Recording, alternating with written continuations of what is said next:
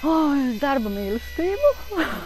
Tas bija pirmkārt, jo man ļoti patīk darboties ar koku, jo tā ir kaut kāda enerģija, kur mēs savienojamies ar visumu caur koku, un ir patīkamas sajūtas. Protams, arī rezultāts, tas jau ir ļoti skaisti. Un rezultāts, protams, paliek bērzainai kā tāda vērtība, vai ne? Jā, mums jau tā ir sērija vairākus gadus, 3x3 nometnē, mēs kaut ko darinām tālāk un tālāk.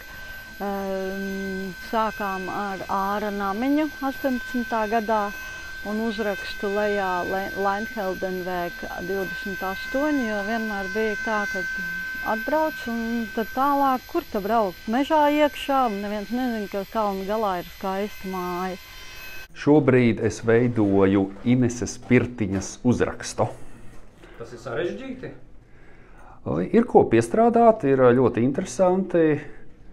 Tas ir tāds bišķi radošs arī darbs. Jo viens ir uzrakstīt, bet otrs ir tomēr dabūt to reliefu, to dziļumu un to skaistumu. Vai tu arī ikdienā ar koku nodarbojies? Nē, ikdienā es vairāk strādāju ar datoru, ar dabu un ar cilvēkiem.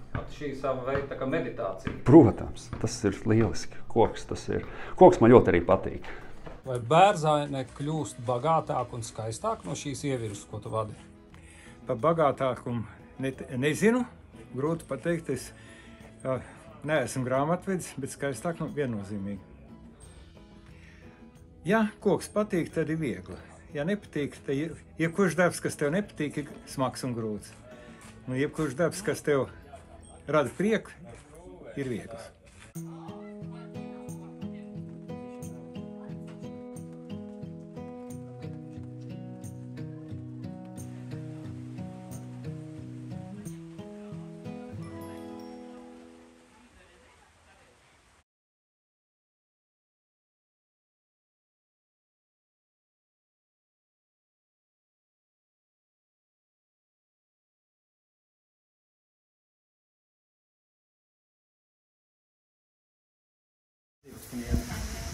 Jā, divas tur, jā, tur paši maliņi, jo tur mēs iesim pāri.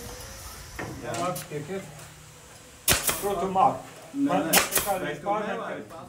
Katram ir savs rokas. Un tas mēs gribam, lai tu esi. Vīrspēkā mēs runājam, kā maksimāli liederīgi izmantot tieši vīru spēku, un lai to varētu izmantot maksimāli liederīgi savā labā, tad tev pirmkārt ir jāzina savus mērķus, savu virzību, kur tu dodies, kur tu ej, jā, un pie tā mēs arī piedomājam iepriekšējās dienas, jā. Šajā ievirzē esmu pirmkārt iemācījies būt vīru kompānijā un runāt par tikai mums tuvām tēmām. Nu, un šodien tad ir arī praktiskā daļa, kurā mēs jumtiņu nakstiņojam, ja tā varētu teikt.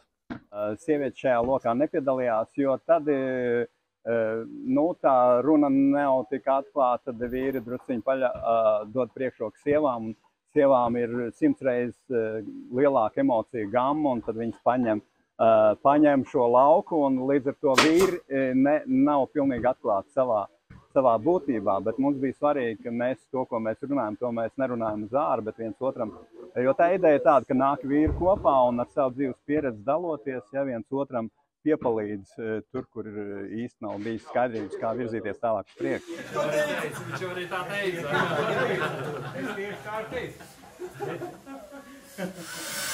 Slēdz gaismīt, kas jāspric auto. Ja tev ko vajag? Savs, kā vajag.